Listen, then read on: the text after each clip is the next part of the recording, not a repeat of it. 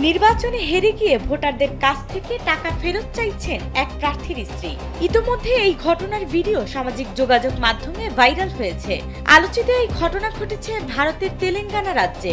দেশটির সংবাদ মাধ্যম জানিয়েছে, সম্প্রতি রাজ্যের পৌর নির্বাচনে মাঞ্চেরিয়াল মিউনিসিপাল কর্পোরেশনের ৯ নম্বর ডিভিশনে ভারতীয় জনতা পার্টি বা বিজেপি প্রার্থী জাতি তিরুপতি মাত্র ১৬ ভোটে কংগ্রেস প্রার্থীর কাছে হেরে যান।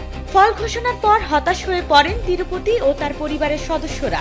নে, দুই বেলা খাবি ফ্যান্টাস্টিক নিমক হালাল সল্টেড বিস্কুট। আর সেই ক্ষোভ থেকেই তারা ভোটের আগে জনপ্রতি যে ৩,০০০ রুপি দিয়ে ভোট কিনেছিলেন সেই টাকা ফেরত নেওয়ার চেষ্টা করেছেন বলে অভিযোগ উঠেছে।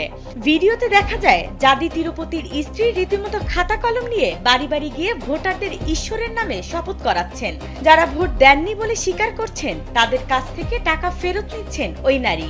ভিডিওটি সামাজিক যোগাযোগ মাধ্যমে ছড়িয়ে পড়ার পর তীব্র সমালোচনা শুরু হয়েছে।